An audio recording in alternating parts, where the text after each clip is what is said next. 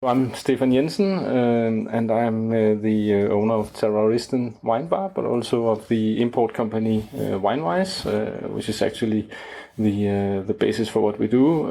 Is the import, the distribution of mainly Italian wines, but also wines from Eastern Europe.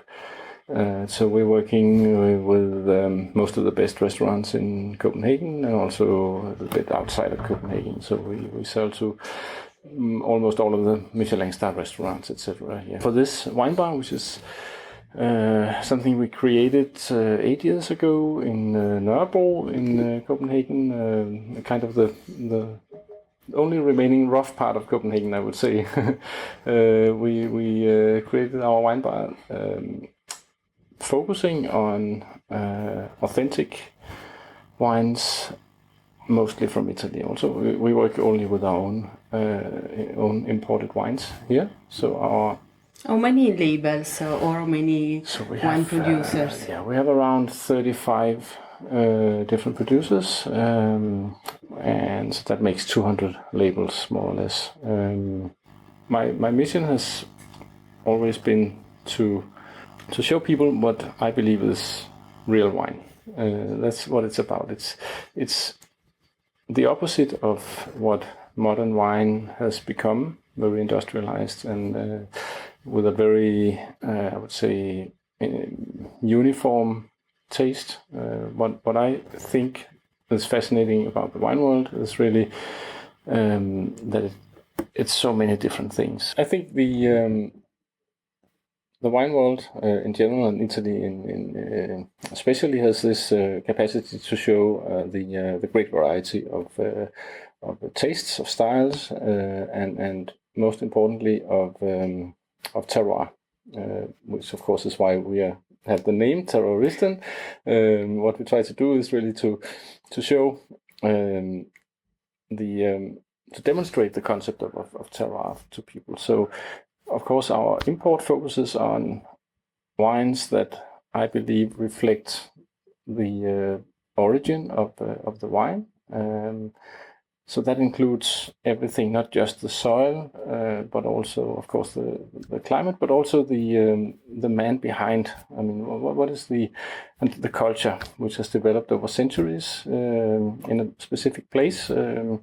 Because people learn from each other, and it's handed down through the generations, a special way of working with the wine in a special place, and all of this basically goes into defining the wine. And if you don't use too many chemicals and manipulation, then you actually have a chance that the final wine can reflect its origin, which modern wine does not do, because everything is killed using chemicals, using reverse osmosis or other kinds of manipulation of the wines.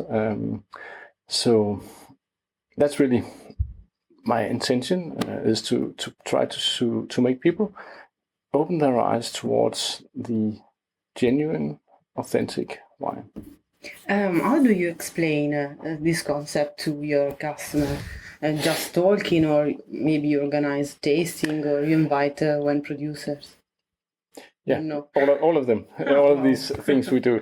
So we organize tastings, and we, of course, the producers that we import the wine from, they often come and visit us, and then we can, of course, also make people meet the persons behind the wine, which I think is very important.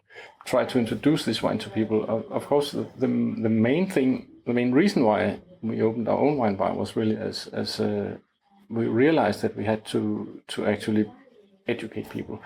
And one thing is to sell to the restaurants, another thing is to actually talk directly to the end consumer while they drink the wine. And for me, it's always been very important to understand quite a lot about the background of a wine before I start to import it. So I spend a lot of time in the areas, I speak with a lot of producers, I eat the local food to try to understand how the good match is between food and wine, and which is in Italy a very important thing. So I have a lot of background that I want to transmit to people. So when they come in here, I have the chance to actually tell them, not just serve a glass of wine, but to tell them a lot about their background, which is an important thing and really make people much more interested in trying to understand the wine. It's not just drinking it.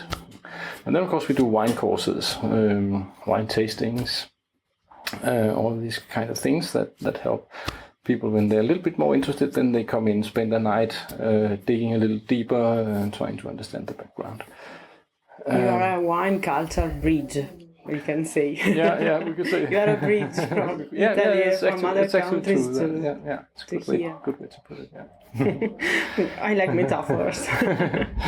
I would like to talk to you about the consumption of wine in general in Denmark, in Copenhagen, and especially as regards natural wine, this big family. And so, which is your opinion? Which is your point of view about the situation? So you could say that within the last maybe 4 to 5 years, the natural wines have really gained a lot of momentum, especially in Copenhagen. Not so much outside of Copenhagen. It's a very local, concentrated phenomenon in Copenhagen, which was very much, I think, started by Noma, the world famous restaurant. So everything kind of grew from there, and then of course Noma, together with, at the time, I think 3 importers, myself included, were focusing on this kind of wine. So we started to have this channel to sell the wines, and then they could start showing the wines to people, and then it began to grow from there. And now, as I mentioned before, most of the top restaurants are really working with this kind of wine in Copenhagen. So, and they show, of course, this wine to people. So they are kind of opening people's eyes to a different kind of wine. So I would say today in Copenhagen, it's a big part of the wine scene, an important part of the wine scene. So, but that's really, again, it's maybe 15, 20 very good restaurants that are working this way, and a couple of wine bars as well. And then, of course, you have all of the rest, which is a far bigger part of the market. So, of course, there's still a big market for the conventional wines. And what about your customers? How old are they? How they consume the wines? How and when, for example? So Terroiristen is both a wine bar, but also a retail shop. So we have different kinds of customers that come for different purposes. Of course, as a wine bar, people come. Some people come before they are going out for dinner, maybe in a restaurant nearby. Some come afterwards to end the evening before they go home. Some come here and have some food with the wines, and so it's very different. Now we've been here for a while, 8 years, and now people are beginning to understand all over Copenhagen what is it that we do, and often they come and ask us specific questions. We would like to taste a wine from this area. We heard you were working with this kind of wine. We cannot find it anywhere else, so could we please taste something like this? Hi. Hi, how are you? Good. How are you doing? Can grab a seat by the window. Please do. Awesome. And do you guys have a food menu? Yeah, we do. Okay. I'll show you. They are hungry. All the world want to sell wines to millennials. Here you have a lot. You are lucky. Yeah, that's true. Not only lucky, of course. No, but I think that's true. And I think the natural wines have actually been helping a little bit in that sense. It's created a movement that young people actually like to jump on this train, and it's as much about drinking wine as it is about understanding wine. I would say maybe even more. The natural wine movement at the moment in Copenhagen has a lot to do with drinking a lot of wine. I mean, a lot of wine. A lot means how much? Well, it means if you go out for an evening, you would drink at least 1 bottle of wine per person, at least. Interesting. I mean, the natural wines have a lot to do also with creating wines that are easily drinkable. Wines that you can just sit down, drink maybe without eating. Enjoying easily, not so complex wines, but wines that are just immediately enjoyable. And in that sense, I think they have opened up maybe a market that was not so easily accessible otherwise. I noticed, I did the same when I arrived here in the other wine bar. You're talking with all the Italian wine growers, or only one that represents all. What would you tell him? I think the most important message would be to really to go back in time, to maintain the traditions, not to follow the fashion, to be true to the heritage and to the I think to what Italy really has to bring to the wine world, which is a big variety of taste, a fantastically